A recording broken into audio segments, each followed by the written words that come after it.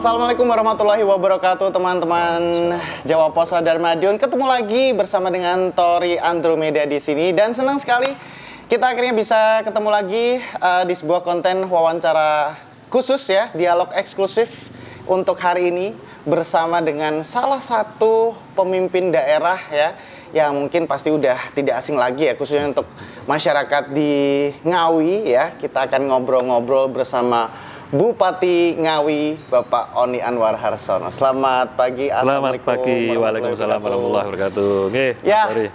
Pak Oni ya. Siap. Gimana Pak kabarnya Pak? Alhamdulillah sehat. Alhamdulillah sehat ya. Sorry, Oke. Masih tetap fresh, tetap terlihat muda ya. Tetap energik, masih kemana-mana memimpin Kabupaten Ngawi kurang lebih selama 1 tahun lebih ya Pak ya? Ya, 1 tahun. Tepatnya ya kita dilantik 26 Februari 2021. 26 Februari 2021 ya, 1 tahun lebih memimpin Ngawi Ramah ya. Pastinya banyak sekali hal-hal yang dirasakan oleh Pak Oni juga sebagai AE satunya Ngawi nih ya ceritanya. Siap. Bupati Ngawi, apa yang dirasakan Pak selama 1 tahun lebih memimpin Ngawi? Oke, jadi kita waktu itu dilantik 26 Februari 2021 itu pandemi COVID itu lagi tinggi-tingginya, luar biasa. Iya. Jadi memang ada peak time di Februari Maret itu agak melandai sih. Ya. Nah, kita mulai pertama kali menjabat itu mengeluarkan peraturan Bupati 9 tahun 2021 terkait mekanisme kegiatan sosial kemasyarakatan. Karena sebelumnya diatur lewat sebelum PPKM ini, sebelum PPKM itu SE Mendagri terkait COVID, ini kan sosialisasi ke masyarakat masih dirasa kurang lah. Sehingga kegiatan-kegiatan itu secara SOP-nya seperti apa itu kan belum tahu.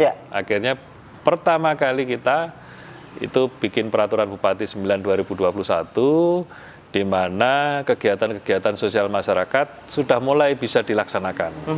Yang sebelumnya sama sekali ya, karena memang arahannya seperti itu. Betul.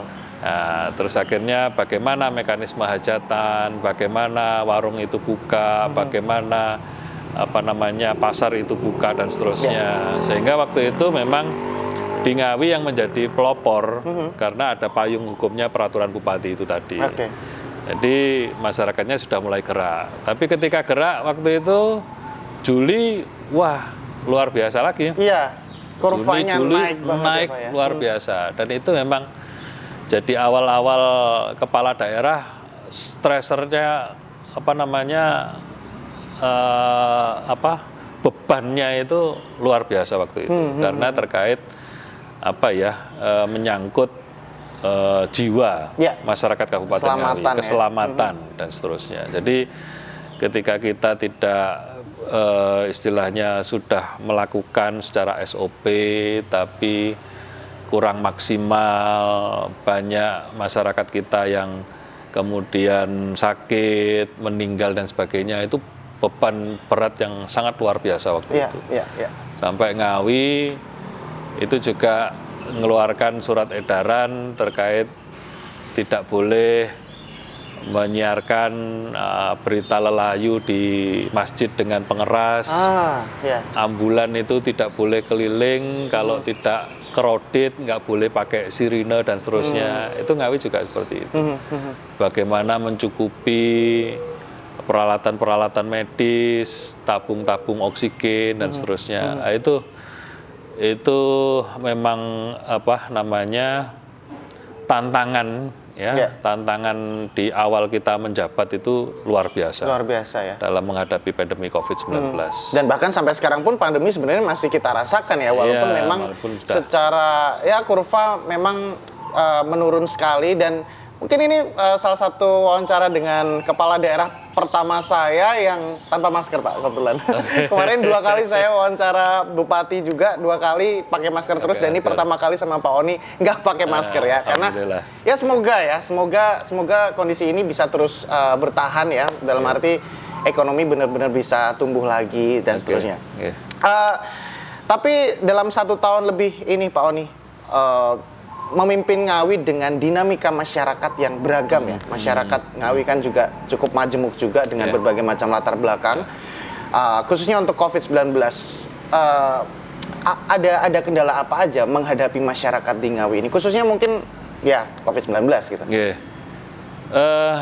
Yang pertama tentu saja dengan COVID-19 kegiatan ekonomi banyak terkontraksi ya.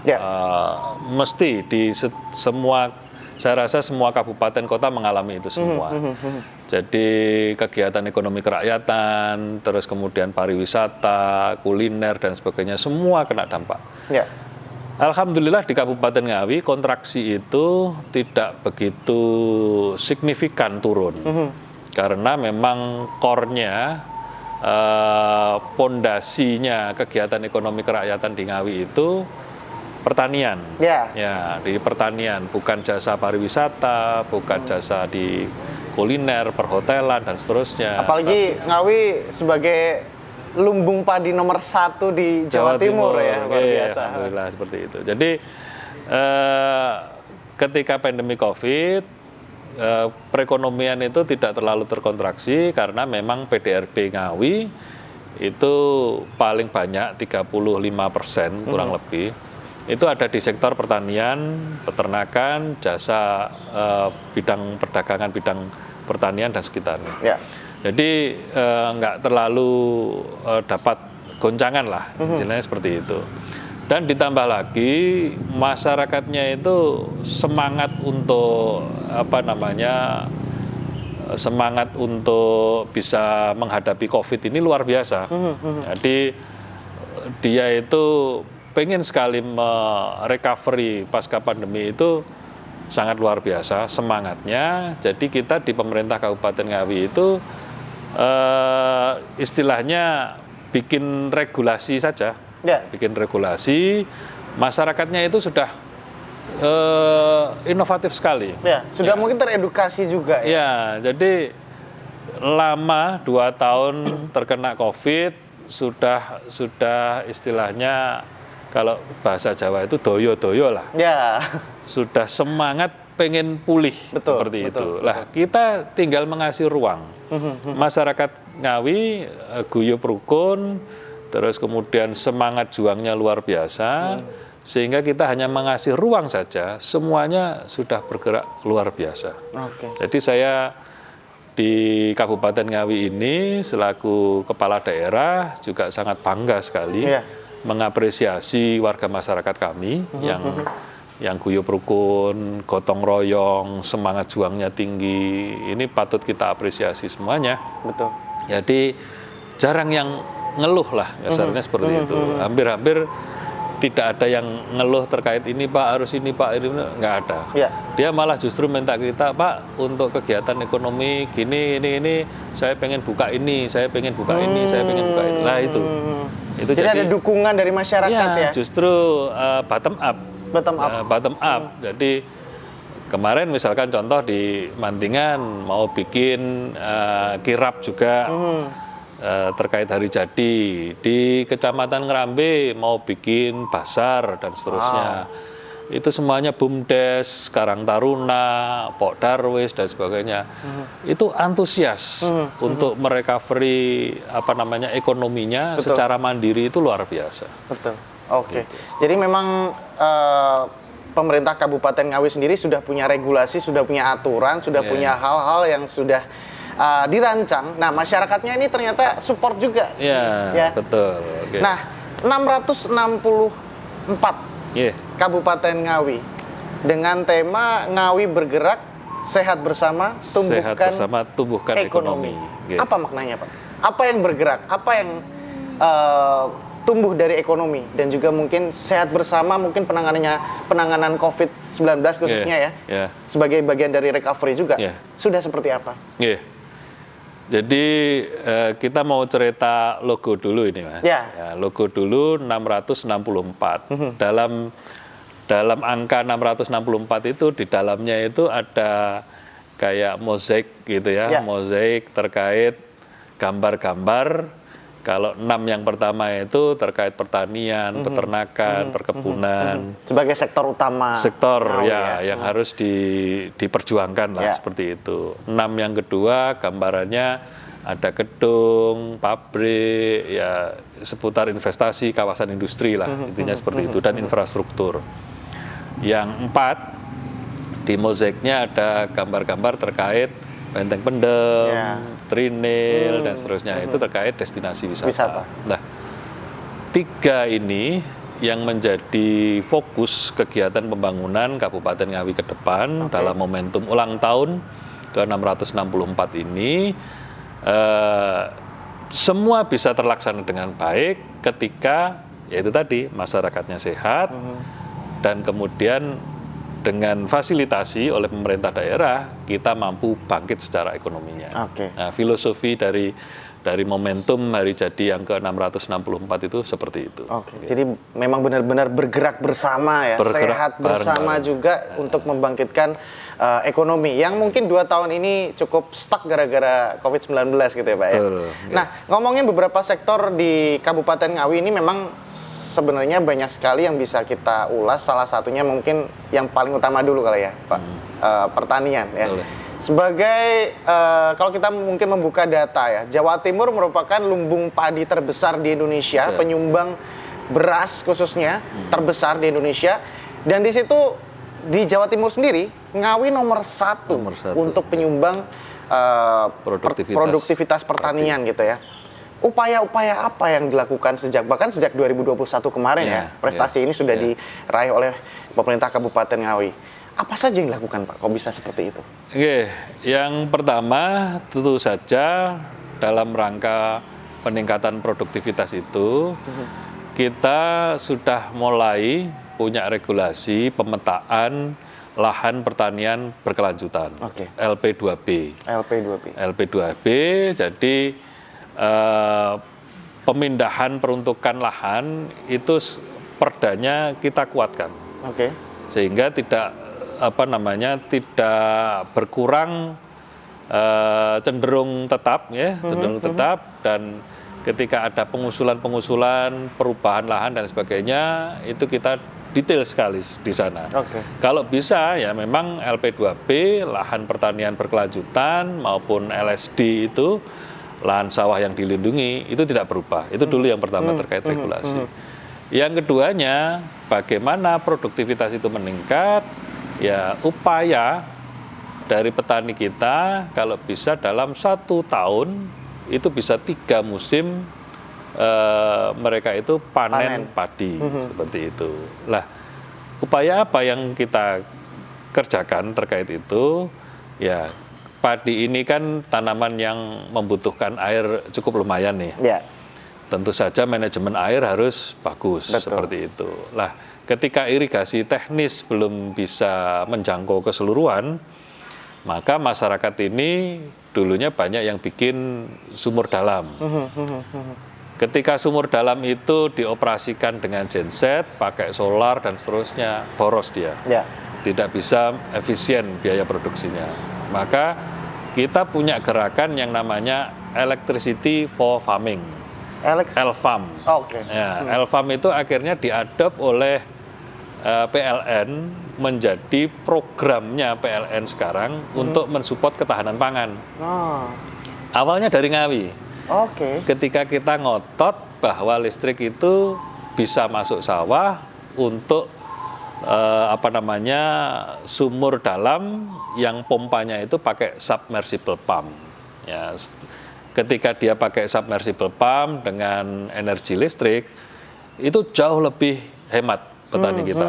Nah, sekarang ini mungkin di Kabupaten Ngawi ini jaringan listrik masuk sawah ini terbanyak se-Indonesia. Kalau daerah lain ada yang mengadopsi itu juga nggak Pak? Ada, sudah mulai beberapa itu sawah-sawahnya ada aliran listrik untuk kegiatan sumur dalam itu sudah mulai. Tapi yang menginisiasi Ngawi ini berarti? Awal-awal insya Allah Ngawi. Yang luar biasa. paling banyak listrik masuk sawah itu seperti itu. Sehingga petani kita bisa panen sepanjang musim, tidak terpengaruh. Mau hujan, mau kemarau, kayaknya masih bisa panen ya. Nah, Selanjutnya untuk mensupport ketika dia itu berproduktivitas 3 musim, tentu saja yang harus diperhatikan ekologi tanahnya. Kalau ekologi tanah ini tidak kita imbangi, proses memperbaiki tanah itu tidak kita imbangi, maka panen 3 kali dalam 1 tahun itu membahayakan ekosistem seperti itu. Maka dari itu kita punya program yang namanya pertanian berkelanjutan. Jadi program di pemerintah daerah itu ada kemandirian pertanian ramah lingkungan berkelanjutan. Ya, ini untuk apa? Supaya keadaan tanah itu tetap bisa bagus, bisa subur, meskipun dalam 1 tahun itu kita berproses di 3 musim tanam itu bisa dijalankan. Betul. Kalau tidak hanya pakai pupuk kimia sintetis, maka kondisi tanahnya akan asam. Karena itu tadi terus dihajar sama pupuk kimia itu mesti asam, terus akhirnya terganggu secara ekosistemnya, hasilnya tanah jadi juga keras, hasilnya menurun dan sebagainya. Nah, ini wajib hukumnya di kita. Cuman kita punya target Ngawi organik itu dalam nanti sampai 2023 itu harapannya sudah ada 500 hektar lahan kita yang sudah berproses organik. Ya, itu secara standarisasi seperti itu. Nah, nantinya di 2024 mungkin bisa 2 kali lipatnya, bisa sampai 1000 hektar. Amin. Ya. Harapannya apa? Jadi ruh dari kegiatan kemandirian pertanian ramah lingkungan berkelanjutan itu bagaimana kita bisa sustain berkelanjutan untuk mengejar produktivitas tinggi, tapi lahan pertaniannya tetap subur. Nah, bukan produktivitasnya tinggi, lahan pertaniannya hancur karena terus digerojok pupuk kimia sintetis. Tapi itu tetap bisa sustain berkelanjutan karena pengelolaan lahannya itu dengan ramah lingkungan. Nah, sehingga bisa continue. Ramah lingkungan itu juga berdampak pada biaya produksi lahannya yang akhirnya jadi lebih murah. Kemudian hasilnya ketika itu berasnya organik, harganya menjadi lebih mahal. Nah, kebijakan itu kita juga support secara regulasi. Support secara regulasi bagaimana untuk menginisiasi itu.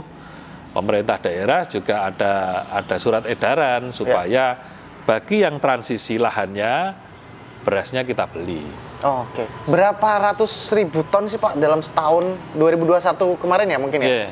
Hasil produktivitas pertanian di Kabupaten Ngawi? Ada 920.000 ton. Per tahun. 920.000 ton di 2021 kemarin. Jadi nggak heran kalau Kabupaten Ngawi menjadi lumbung padi terbesar di Jawa Timur dan menjadi salah satu andalan untuk sumbangan produktivitas pertanian khususnya beras di Indonesia gitu ya. Nah itu dari pertanian nih Pak yang udah nggak diragukan lagi Ngawi andalannya nih. Kalau untuk pendidikan Pak, kemarin saya juga dengar kabar juga bahwasanya Pak Oni sempat menerima kunjungan dari Universitas Brawijaya juga. Yang pasti masyarakat di Ngawi juga pengen dapat dong pendidikan yang bagus pendidikan yang berkualitas gitu. Ada kemungkinan untuk dibukanya kampus baru, mungkin UB atau yang lain Pak? Jadi upaya kita mendekatkan pendidikan lanjutan dari SMA kita ke strata 1, 2, dan seterusnya di Kabupaten Ngawi ini dalam rangka bagaimana kita meningkatkan SDM masyarakat di Kabupaten Ngawi. Ya, jadi Human Development Index kita itu harus semakin hari, semakin tahun itu bisa seperti kota-kota besar, karena kemudahan akses pendidikan. Nah, kita ingin seperti itu, ya, untuk memutus rantai kemiskinan dan seterusnya. Itu SDM, perbaikan SDM itu juga sangat-sangat penting. Sangat sepakat. Maka dari itu kita tahun kemarin 2021 berkomunikasi dengan Universitas Brawijaya. Karena kita merasakan ada ngeklik lah gitu. Karena Brawijaya juga dulunya kita ajak untuk koordinasi terkait pengembangan agroteknopark waktu itu di Mangkleng. Ya, potensi di Ngawi dengan apa yang sekarang UB laksanakan itu ya apa namanya nyambung seperti itu, dan kemudian UB pun menyambut baik kalau pemerintah Kabupaten Ngawi itu ada rencana untuk mendirikan universitas negeri di Ngawi. Jadi, sudah ada kemungkinan itu berarti ya insya Allah gayung bersambut lah. Diawali kita dengan apa namanya istilahnya visibility study daripada pembangunan UB itu di Ngawi. Terus kemudian tim-tim sudah kita duduk bareng-bareng membicarakan terkait mana ini yang lebih dahulu kita bisa kerjasamakan. Kemarin itu Pak Rektor menyampaikan, ini Pak Bupati terkait pendidikan vokasi, ini dalam waktu dekat bisa ini dikerjasamakan dengan pemerintah Kabupaten Ngawi. Ya. Tapi kami juga menginginkan Pak Rektor kalau di Ngawi itu ada berdiri universitas, itu akan jauh lebih baik, tidak hanya itu mensupport Kabupaten Ngawi aja, tapi di sekitaran Kabupaten Ngawi ya itu juga nantinya secara pendidikan lanjutannya di universitas itu bisa terfasilitasi dengan UB. Nah, karena di sekitar itu mulai tidak hanya Jawa Timur saja, di Blora, di Pati, di Rembang, Tuban, Bojonegoro itu bisa adik-adik kita, generasi penerus kita itu bisa sekolah di Ngawi lewat. Ada alternatif gitu ya, Pak ya. Seperti itu di UB. Oke. Kemudian kita menginjak ke sektor wisata nih, Pak. Nah, ini menarik bahwasanya Ngawi punya benteng pendem ya. Yang kemarin sempat juga cukup ramai diberitakan bahwasanya akhirnya pemerintah Kabupaten Ngawi ini mengambil alih kepengelolaan benteng pendem ya dari TNI Angkatan Darat ya. Ceritain dong Pak, apalagi mungkin pariwisata saya pikir juga salah satu sektor juga yang cukup penting untuk menumbuhkan kembali ekonomi di daerah gitu. Jadi di Jawa Timur itu yang punya julukan apa namanya kota pusaka itu hanya dua, Ngawi dan Sumeneb atau Pamekasan, lupa saya. Salah satu kabupaten di Madura lah. Lah, ini yang harus kita pertahankan. Kota pusaka ini bagaimana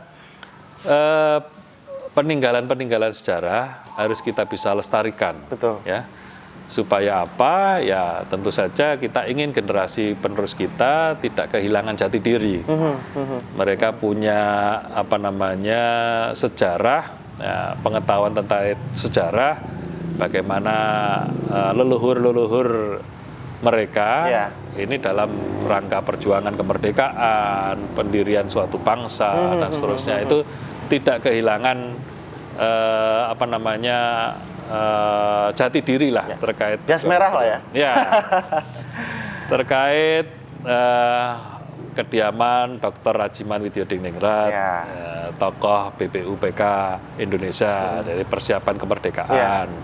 Terus kemudian Benteng Vandenbosch, Museum Trinil, Alas Trigati, dan banyak yang lain, Monumen Suryo. Nah, ini ketika kita ada surat di peraturan bupati, ya, itu kemudian itu menjadi belum menjadi cagar budaya nasional memang, tapi itu sudah di SK-kan lah, misalnya ini harus dipelihara seperti itu.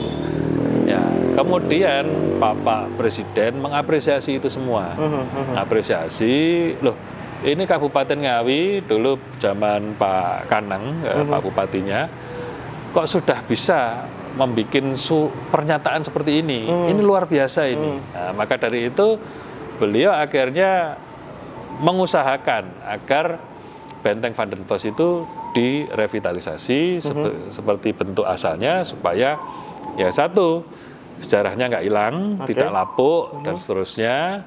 Terus yang keduanya, Pak Presiden ingin di situ nanti ada museumnya, ada perpustakaannya, ada tempat untuk menggelar kesenian kebudayaan dan seterusnya. Nah, yang nantinya potret benteng Van den Bosch itu kalau dalam sejarah itu kan benteng logistik dan pertahanannya VOC Belanda waktu itu. Tapi kita tidak bukan di situ saja sih, bukan berakhir di situ saja ceritanya. Tapi bagaimana benteng Van den Bosch itu menjadi saksi ya sejarah perjuangan Diponegoro waktu itu dalam mengusir penjajahan Belanda. Ya, potret ini yang sebenarnya mau disampaikan kepada generasi penerus kita bahwa dengan yang seperti itu, kecanggihan benteng, senjata dan sebagainya, tapi dengan gotong royong, guyup rukun, kegigihan pejuang-pejuang kita dulu ternyata mampu mengalahkan mereka. Nah, ini yang potret ini yang sebenarnya pengen disampaikan oleh Bapak Presiden. Oke, ada pesan-pesan yang memang harus tersampaikan kepada masyarakat bahwasanya ini loh, Ngawi punya aset luar biasa begitu ya. Nah, ngomongin cagar budaya yang nggak heran ya, 664 tahun gitu loh. Kabupaten Ngawi otomatis banyak sekali sejarah-sejarah yang sudah terukir di Kabupaten Ngawi. Termasuk mungkin ya kesenian juga ya, Pak Oni. Kalau ngomongin kesenian, ya alhamdulillah karena 2 tahun kemarin sempat stuck gara-gara COVID-19 tidak bisa bikin acara-acara budaya, seni dan lain-lain. Apalagi Ngawi kan sekarang sepertinya 2 atau 3 tahun terakhir ini sudah cukup menasional karena ya ada seniman di Ngawi yang mengangkat Kartonyono dan lain-lain gitu ya. Kedepannya Pak, ada upaya-upaya untuk bisa mengangkat seniman-seniman ataupun mungkin ya penyanyi ataupun aset-asetnya Ngawi gitu.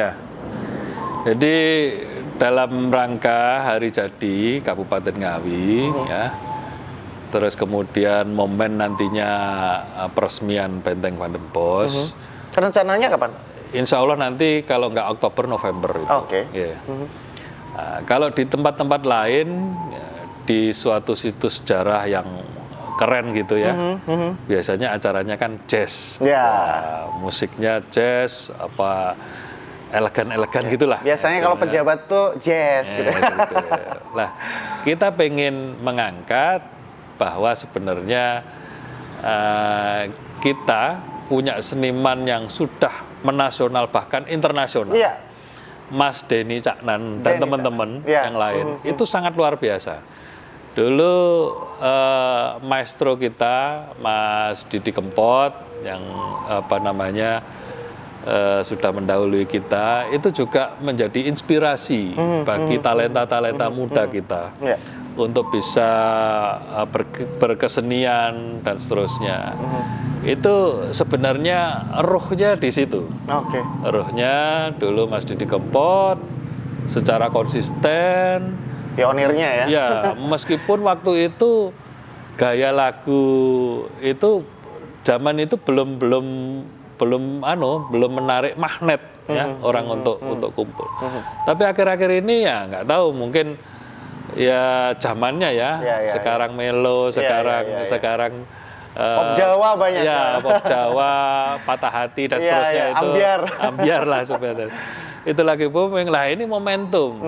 Ternyata konsistensi dulu Mas Didi Kempot ini disambut oleh talenta-talenta muda, Mas Denny Caknan dan seterusnya. Lah kita di pemerintah daerah Kabupaten Ngawi juga ingin membranding Kabupaten Ngawi itu harus punya ciri khas.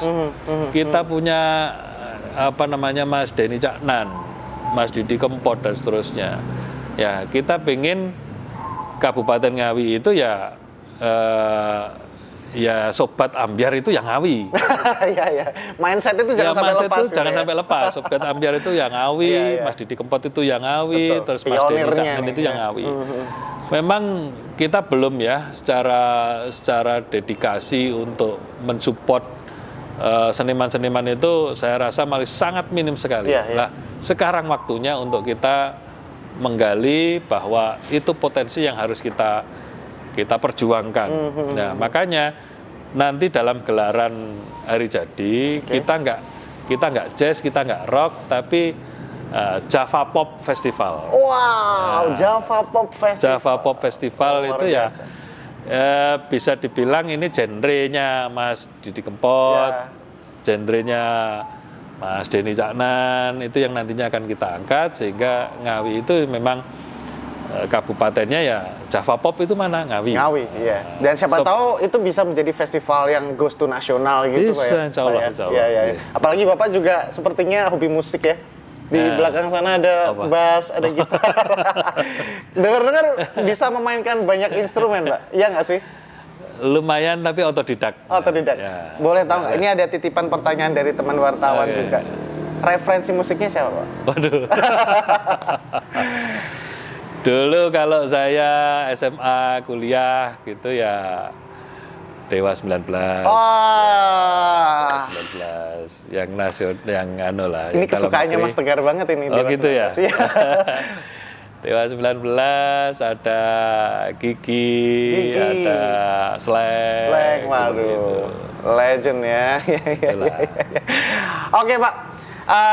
Dengan banyak sekali dinamika di Kabupaten Ngawi juga, dengan banyak juga torehan prestasi yang benar-benar bisa diraih ya. Salah satu kabupaten penghasil padi terbesar di Indonesia misalnya. Dan juga banyak sekali penanganan COVID-19, pendidikan, pariwisata. 664. Sebuah usia yang tidak muda lagi, dengan banyak torehan sejarah juga yang sudah terukir di Kabupaten Ngawi.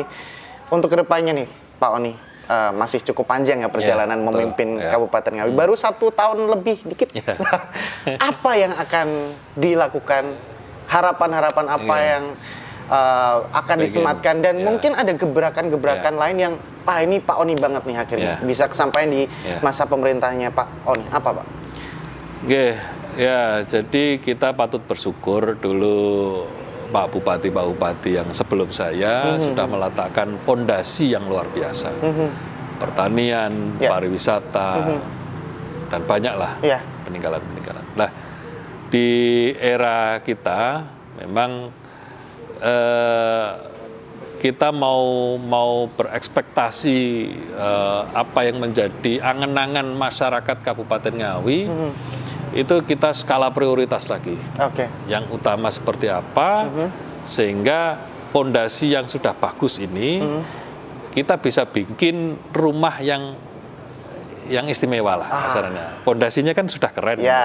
Kita harus bikin sekarang ini rumahnya juga keren, kan seperti itu. Tidak hanya mempertahankan fondasi, tapi mempercantik. Jadi kan fondasinya sudah keren. Lah nanti kalau dibangun rumahnya kan juga harus hebat. Betul. Jangan sampai fondasinya batu kali gede-gede, bagus-bagus.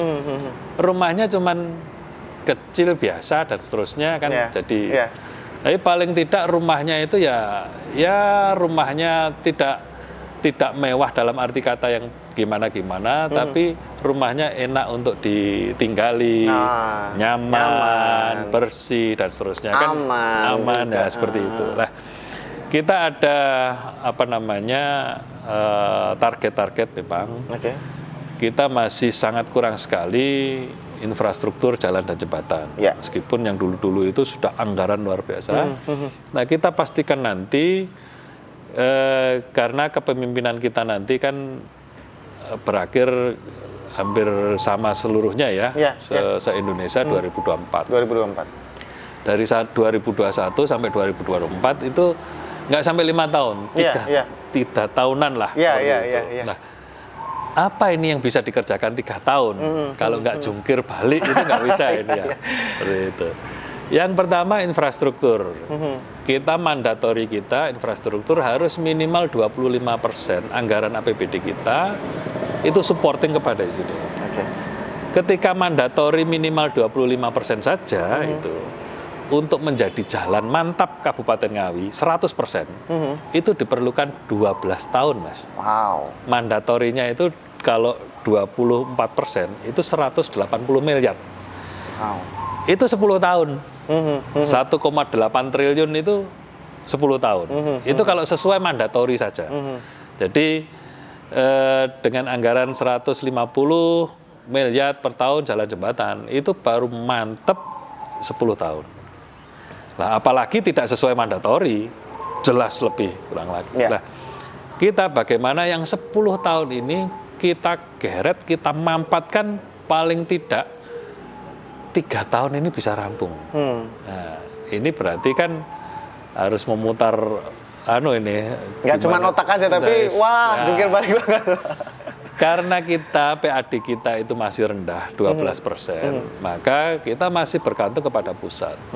Maka dari itu teman-teman di OPD kita bagaimana siapkan readiness kriteria program perencanaan supaya bagus ketika kita paparan di Bappenas, di kementerian terkait, itu program kita bisa goal sesuai dengan tematik. Dak penugasan, dak reguler, dan seterusnya. Kita akan usahakan sebanyak-banyaknya seperti itu, supaya mensupport sarana-prasarana infrastruktur di Kabupaten Ngawi. Jadi kita makanya sering, Pak Bupati mana roadshow kementerian, dalam rangka itu. Kita paparan di kementerian, kita cari ini, cari program, cari apa, dan sebagainya. Ya kita menyadari duit kita itu sedikit, yang seperti itu. Kalau kita nggak sounding ke kementerian kemana-mana itu, ya akhirnya lepas, ya biasa-biasa aja gini. Yang pertama itu. Yang keduanya, menjadi Kabupaten Ngawi ini sudah mulai banyak ya pariwisata yang dilirik oleh wisatawan-wisatawan. Termasuk mungkin investor, Pak? Ya, termasuk juga investor. Nah, di kegiatan investasi kita nanti insya Allah punya MPP, Mall Pelayanan Publik, tapi DPMP TSP kita sudah dari tahun 2021 kemarin, ini sudah OSS ya, single submission, online single submission, terus kemudian ada kemudahan investasi. Jadi insya Allah di Ngawi sekarang itu sudah mulai kekenal, perizinan di Ngawi sangat mudah, tidak sampai bulanan, bahkan tidak sampai mingguan, hari aja sudah selesai, dan insya Allah gratis. Ini sudah mulai, image ini dirasakan oleh investor-investor Kabupaten Ngawi, sehingga banyak sekali yang mau invest, kita saja keteteran mau ngasih di mana lokasinya. Wah, berarti penawarannya udah banyak banget. Sudah banyak, alhamdulillah sudah banyak. Itu terkait investasi. Bagaimana kita menciptakan lapangan kerja di Kabupaten Ngawi, seperti itu. Yang ketiganya, bagaimana Ngawi ini menjadi destinasi, ya. Tadi destinasi untuk kawasan industri, investasi dan seterusnya. Mungkin kita sudah mulailah kelihatan seperti itu. Tapi di wisata kita belum banyak akomodasi, hotel dan seterusnya berada di Ngawi. Sehingga apa? Ketika kita ini punya gawe, punya hajat gitu ya. Kadang dia itu nginepnya di Madiun, di Solo, tamu luar itu lah. Ini kan sayang. Kegiatan ekonominya akhirnya malah banyak kesedot ke sana.